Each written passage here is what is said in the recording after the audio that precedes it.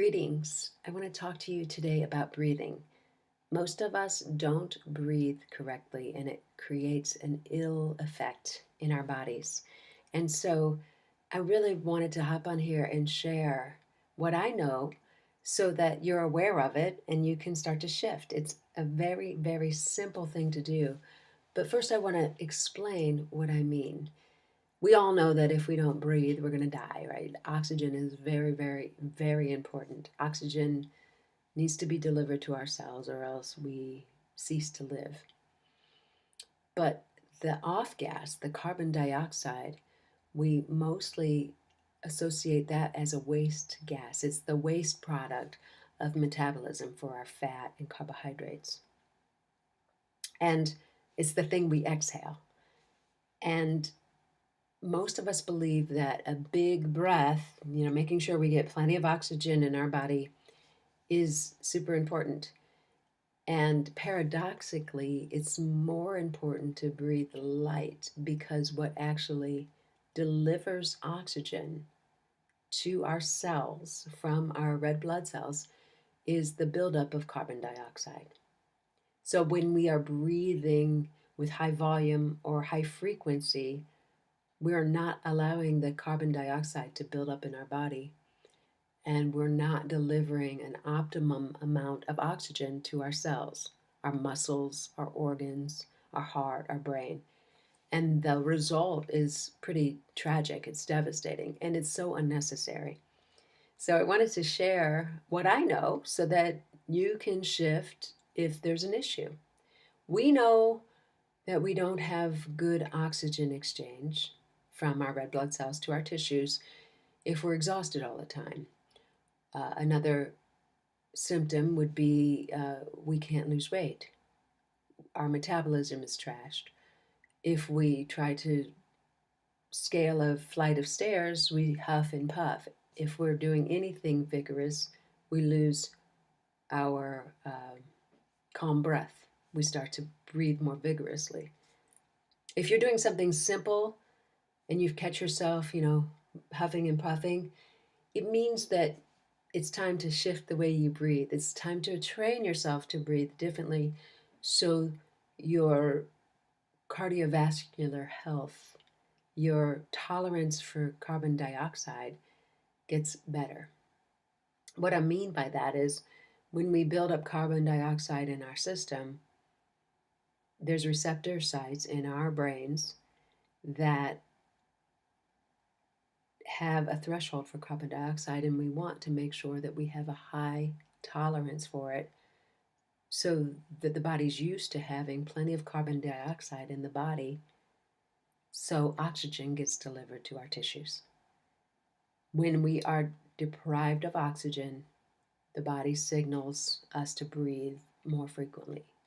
When we move our body, the body naturally releases more carbon dioxide and it signals the body to breathe more vigorously.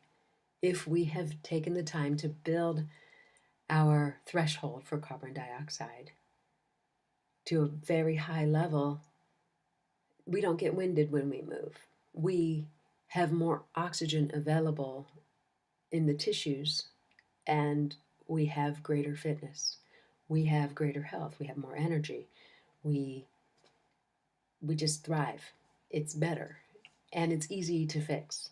I'm teaching a workshop in a couple of weeks. I'll put a thread in the comments. So if you want to check it out, you can. And it's all around mastering your breath.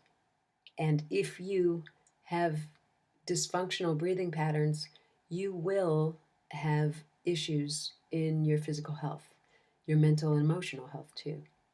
Let me give you an example. And I've done this before, so those of you who have worked with me knows this. And if you've probably heard this before, but when we breathe through our mouth or if we breathe with high volume, we're stimulating receptors that create anxiety, creates more of a fight or flight scenario. So just for a moment, go like this. And you can feel that excitement rise almost immediately. You can feel the anxiousness. You can feel your heart rate even go up if you're subtle enough. So it's important, first of all, to notice where you're breathing from. Are you breathing from the upper lobes of the lungs or the lower lobes of the lungs? And you want to start to train yourself to breathe lower. And you can simply do that by putting a hand on your uh, solar plexus, the lower ribs, and one on your chest. And just notice with a calm, gentle breath which hand is moving. And you want to begin to draw it down so that your belly and your ribs, your lower ribs, rise and fall with the breath. And when you breathe from there, you begin to slow your breath down. So that gives the body time to build up carbon dioxide in the system. So that's a simple, simple thing. Another thing you can do is what I call square breath. It's one of my favorite breathing exercises that help to build up CO2 tolerance. The immediate effect of square breath is it calms and relaxes your nervous system. It relaxes the smooth muscle in the body, so your heart rate drops, your blood pressure starts to drop, you start to relax, your body finds more ease. But ultimately, practicing a square breath over time builds up CO2 tolerance in the receptors in your brain so that you can tolerate more CO2 in the body. The body doesn't signal to gasp for air, and you can perform more with less breath. And when you have less breath, you have greater oxygen being pushed into your cells. I hope this makes sense. If it doesn't, put a comment below and let's talk about it, because I want everyone to get this. It's probably the biggest gift I can give to you is to make sure you understand that breathing is super powerful. Let me give you an example. I had to, years ago, I was just doing a yoga practice with a gentle asana postures that were informed with breath. And the breath was conscious and controlled and slow, and I was allowing plenty of time between breaths. So I was really building up my CO2 tolerance. And our cycling instructor couldn't come. And if you know anything about indoor cycling, it's vigorous. It's, you're on a stationary bike and you're riding hard for an hour. And so I had to sub. And I jumped on the bike and I was like, I'm going to die because I haven't done this. The only thing I'd been doing is yoga. And I don't know how I'm going to actually cycle for an hour, let alone bark out the orders to everybody else. And to my surprise, I was able to do both. My muscles were conditioned through yoga, but importantly, my cardiovascular system was awesome from the breath work that I had been doing. If you have a really powerful breath practice where you're consciously building up your tolerance to carbon dioxide, you're not going to have problems losing weight. Your energy levels are going to be calm and sustained. You're going to be able to perform more work without stress, without huffing and puffing, without like losing it and sweating. If you feel like you have lost your condition or you have difficulty doing anything for a sustained period of time, this is a key. This is a huge key. So the breath I love to teach is square breathing, and essentially you're taking a cadence.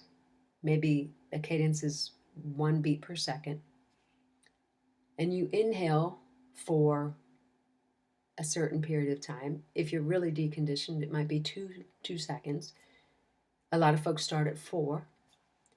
Doesn't matter. Whatever you can tolerate is perfect. So you inhale for 4, and then you hold the breath for 4, exhale for 4, and then you suspend for 4. And if you can do that for several rounds, 10, 15, 20 rounds, without gasping for air, and you feel calmer and calmer, it means that you might try 5 as your cadence. So 5 inhales, 5 holds, 5 exhales, 5, count, exhale, and then a 5 count, suspend. and build up like that so that you can maybe build up to 10 or 12 or even 15 counts. And what that does is it allows you to take in oxygen 1/4 of the time, and the 3/4 of the time, your body is building up carbon dioxide. You're starting to build that gas in the body, which pushes oxygen into your cells. Your sensors in your brain tolerate more and more carbon dioxide the more you practice this, so you stay oxygenated all the time. Your heart, your lungs, your muscle tissues, your organs, your brain. You feel more alert. You feel, really on when you're breathing like that. So if you practice this 4-count breath in a sedentary way, you're going to see massive improvements in your state. Here are a few things that you want to consider right now, though, in addition to practicing this, is if you breathe through your mouth, that needs to be corrected. Again, mouth breath.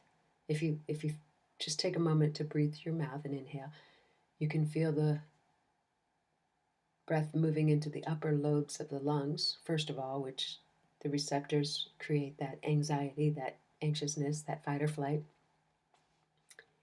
And you have a tendency to overbreathe. Breathe light to breathe right is a good mantra to keep in mind. If you drool during sleep, you know that you're breathing through your mouth during sleep.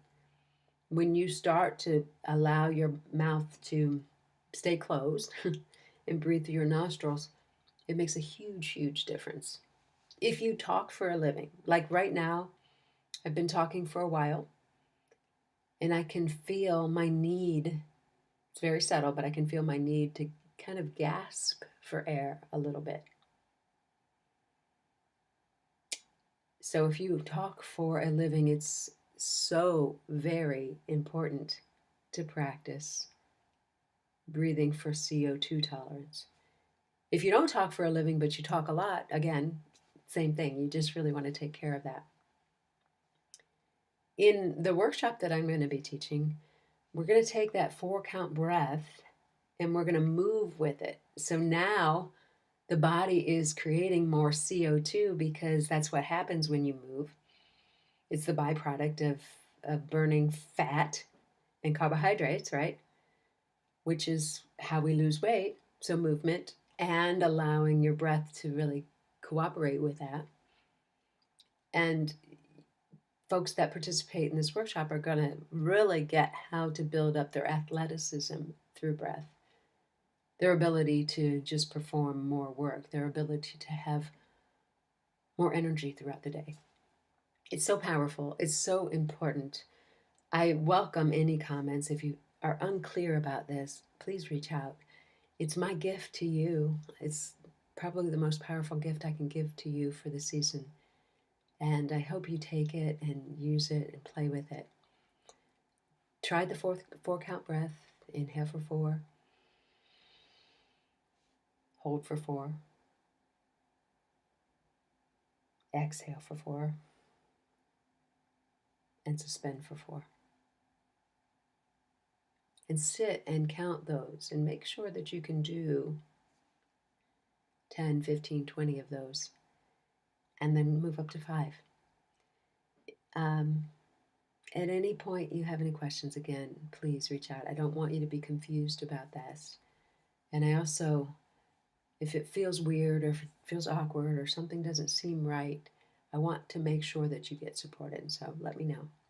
Anyway, happy holidays. Have a lovely, lovely, lovely season.